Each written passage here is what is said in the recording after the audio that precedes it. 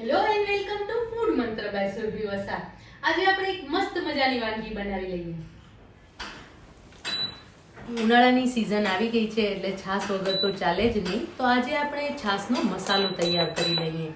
અને આ છાશનો મસાલો છે એની ખાસ વાત એ છે કે ફક્ત 3 થી 4 ઇન્ગ્રેડિયન્ટ્સમાંથી આ છાશનો મસાલો તૈયાર કરી રહ્યા છીએ. અને એમાં કોઈ જાતના તેજાના આપણે નથી વાપરી રહ્યા, કારણ કે ઘણી વખત કેવું થાય છે કે આપણે છાશનો મસાલો બહારથી લાવીએ ને ત્યારે એની અંદર તજ, લવિંગ, મરી, તજ લવિંગ કદાચ ન હોય તો મરી તો હોય જ છે, અને એની સાથે ફુદીનો, લીમડાના પાન નાખેલા હોય છે, એટલે બહુ વધારે પ્રમાણમાં ફ્લેવર વાળું હોય છે. અને એ છાશનો મસાલો ઘણી વખત નથી ભાવતો હોતો. જ્યારે તમે ક્યારે પણ શંખેશ્વર કે પાલિતાણામાં જો છાશનો મસાલો ચાખ્યો હોય કે છાશ પીધી હોય કે દહીં ખાધું હોય ને, તો એના ઉપર જે મસાલો એડ કરવામાં આવે છે ને એવો જ મસાલો આજે આપણે ઘરે બનાવી લઈએ. અને આ મસાલાનો સ્વાદ બહુ જ સરસ આવે છે. અને ફક્ત એના માટે આપણે ધાણા, જીરું અને સંચળ આ 3 વસ્તુની જરૂર પડે છે. અત્યારે મેં 1 વાટકી ધાણા લીધેલા છે, એની સાથે 1 વાટકી આખા ધાણા અને 1 વાટકી જીરું લીધેલું છે.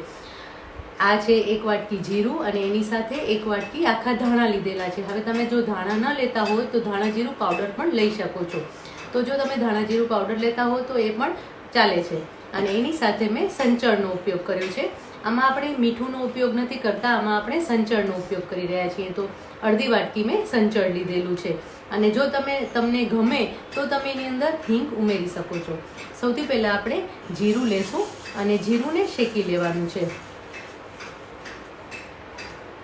હંમેશા જ્યારે પણ આપણે છાશનો મસાલો બનાવતા હોય ને ત્યારે જીરું છે ને એ વધારે પડતું ડાર્ક પણ નહીં અને સાવ લાઇટ પણ નહીં એવું સરસ શેકવાનું છે. કારણ કે જો ને ધીમા તાપે શેકવાનું છે. જો તમે ધીમા તાપે શેકશો તો એનો દાણો છે એ સરસ રીતે શેકાઈ જશે. અને જો જરાક સરસ આમ કડક થાય એવું જો તમે શેક્યું હશે ને તો એનો સ્વાદ અને એની સુગંધ બહુ જ સરસ આવશે. એટલે હંમેશા જ્યારે પણ જીરું શેકો ને ત્યારે એને સરસ રીતે થોડુંક વધારે શેકવાનું છે, તો એનો કલર પણ બહુ જ સરસ આવે છે. હવે આપણે જીરુંને શેકી લઈશું. અને જીરું અને ધાણા આ બંને વસ્તુ એવી છે કે શરીરને ખૂબ જ સરસ ઠંડક આપે છે. એટલે એસિડિટીનો જો પ્રોબ્લેમ હોય તો તમે આ છાશની અંદર પણ નાખી શકો.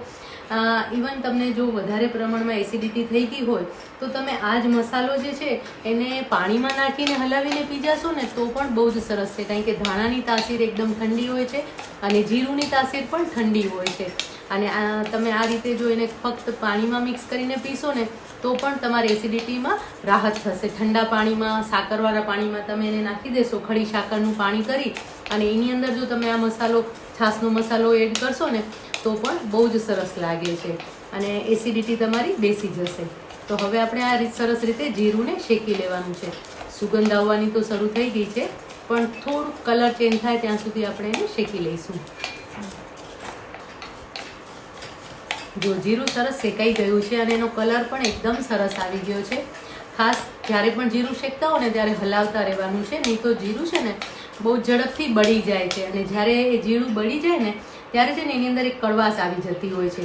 તો એ વાતનું ખાસ ધ્યાન રાખવાનું છે. અને જો તમે જોઈ શકો છો કે આ કાચું જીરું છે અને આ શેકેલું જીરું છે, તો બંને વચ્ચેના કલરમાં ડિફરન્સ તમને દેખાઈ રહ્યો છે. તો આ રીતનું જીરું આપણે શેકી લેવાનું છે. તો હવે આ જીરું શેકાઈ ગયું છે, આપણે એને પ્લેટમાં લઈ લઈશું. જો આ રીતે એને પ્લેટમાં ઠંડુ થવા માટે મેં રાખી દીધું છે. અને હવે એની અંદર આપણે ધાણા છે, આખા ધાણા મેં લીધેલા છે, એને શેકી લેવાના છે. હવે ધાણાને છે ને ખૂબ જ ઓછા પ્રમાણમાં શેકવાના છે.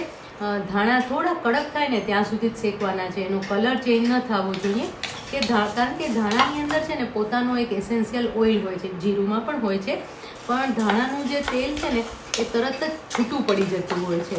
એટલે જો તમે ધાણાને વધારે શેકી લેશો ને તો શું થશે કે એની ફ્લેવર જતી રહેશે અને પછી એવું થશે કે આમ એકદમ તમે પેલું કુચ્ચા જેવું લાગશે તમને. ધાણાના જે આમ છોતરા છે ને એ મોઢામાં આવશે, કારણ કે એનું ઓઇલ જતું રહ્યું હશે. એટલે ફ્લેમ, કઢાઈ ગરમ હોય તો ફ્લેમ ઓફ કરી દેવાની છે અને જો જરૂર હોય તો જરાક વાર માટે ચાલુ કરવાની છે. અત્યારે મેં ફ્લેમ ઓફ કરી દીધી છે કારણ કે કઢાઈ મારી ગરમ જ છે.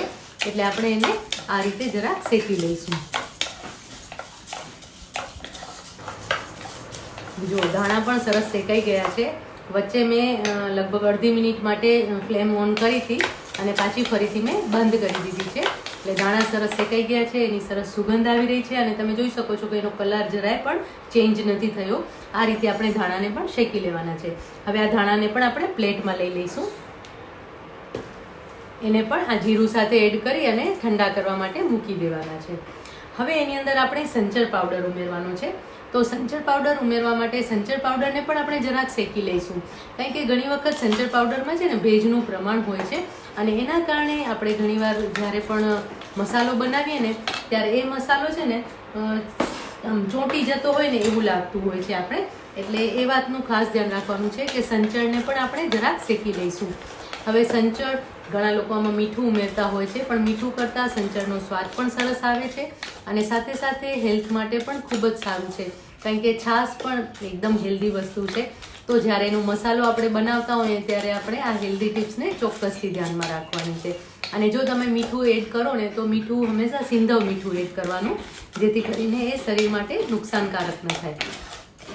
હવે આને પણ આપણે બસ આ રીતે શેકી લેવાનું છે, એટલે કે એની અંદર જે પણ ભેજનું પ્રમાણ છે એ નીકળી જાય. બસ જો હવે આ પણ શેકાઈ ગયું છે, એકદમ સરસ ડ્રાય થઈ ગયું છે. જો અને જ્યારે મેં આ શેક્યું ને ત્યારે મેં ફ્લેમ ઓફ કરી દીધી છે. સંચળ શેકતી વખતે ફ્લેમ ઓફ કરી દીધી છે, કારણ કે પેન ગરમ જ છે અને ગરમ હોવાના કારણે તરત જ શેકાઈ જાય છે. હવે આ જે સંચળ છે એને પણ આપણે ધાણા અને જીરું ઉપર લઈ લેવાનું છે. હવે આ બધી વસ્તુ સરસ શેકાઈ ગઈ છે. હવે આની ઉપર છે ને અત્યારે હું એક એવું ઇન્ગ્રેડિયન્ટ્સ ઉમેરીશ કે જેના કારણે એનો સ્વાદ એકદમ અલગ આવશે, અને એ છે હિંગ. અત્યારે આપણે 1 ટીસ્પૂન જેટલી હિંગ એડ કરીશું. હિંગનો સ્વાદ હિડન ટેસ્ટ છે, એટલે કે એકદમ પાછળ તમને એવું ખબર પડે કે આની અંદર કંઈક અલગ સરસ સ્વાદ આવી રહ્યો છે, પણ એ હિંગનો છે એવી તમને ખબર ના પડે. તો અત્યારે આપણે આમાં હિંગ ઉમેરી છે અને આ બધી જ વસ્તુને છે ને આપણે થોડી વાર માટે ઠંડી થવા દેવાની છે. હવે આ મિશ્રણ ઠંડુ પડી જાય ને પછી આપણે એને ક્રશ કરી લેવાનું છે, અને પછી જે મસાલો બનશે ને એ તમે મેં કહ્યું એ પ્રમાણે કે પાલીતાણા અને શંખેશ્વરમાં જે છાશ મળે છે અને એનો જે મસાલો છે ને એવો જ સ્વાદ તમને ઘરે મળશે. તો હવે આપણે આ મિશ્રણને ઠંડુ થવા દઈએ અને પછી એને ક્રશ કરી લઈશું. જો હવે આ મિશ્રણ સરસ ઠંડુ થઈ ગયું છે, એને આપણે મિક્સર જારમાં લઈ લઈશું અને પછી એને ક્રશ કરી લેવાનું છે. સરસ પાવડર બનાવી લેવાનો છે.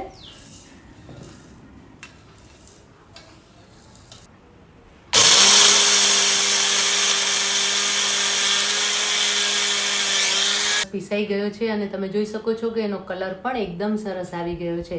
હવે આ છાશના મસાલાને તમે લાંબો ટાઈમ સુધી સ્ટોર કરી શકો છો, એટલે કે આ મસાલો 12 મહિના સુધી બગડશે નહીં. અને આ જ મસાલામાંથી હવે આપણે છાશ તૈયાર કરી લઈશું. તો એના માટે મેં એક ગ્લાસ લીધેલું છે. અત્યારે આપણે ફુદીના છાશ બનાવી રહ્યા છીએ.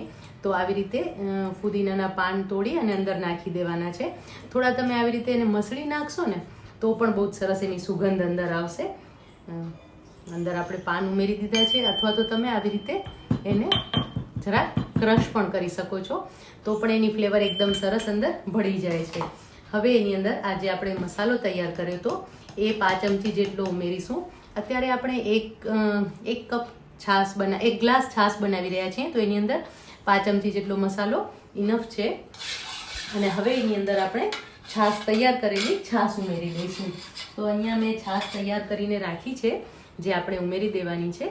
અત્યારે હું કપ દહીં લીધું હતું અને એની સાથે પાણી ઉમેરી લીધું હતું, એટલે મસ્ત મજાની ઘટ એવી છાશ મેં તૈયાર કરી લીધી છે. તો એ છાશને અત્યારે મેં ઉમેરી દીધી છે. તો આ રીતે મસ્ત મજાની તમે મસાલા છાશ બનાવી શકો છો.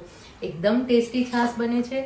અને ઉપરથી થોડો મસાલો ફરીથી સ્પ્રિંકલ કરી લઈશું. પહેલાં એકવાર મિક્સ કરી લેવાનું છે, એટલે મસાલો સરસ રીતે મિક્સ થઈ જાય. અને તમે જોઈ શકો છો કે એનો કલર પણ સરસ આવી ગયો છે. એટલે જ્યારે મસાલો છાશમાં ઉમેરો ને તો એનો કલર પણ સરસ દેખાઈ રહ્યો છે. અને ઉપરથી થોડો મસાલો આપણે સ્પ્રિંકલ કરી લેવાનું છે. તો મસ્ત મજાનો છાશનો મસાલો તૈયાર થઈ ગયો છે. હવે આ મસાલાને આપણે સર્વ કરી લઈએ.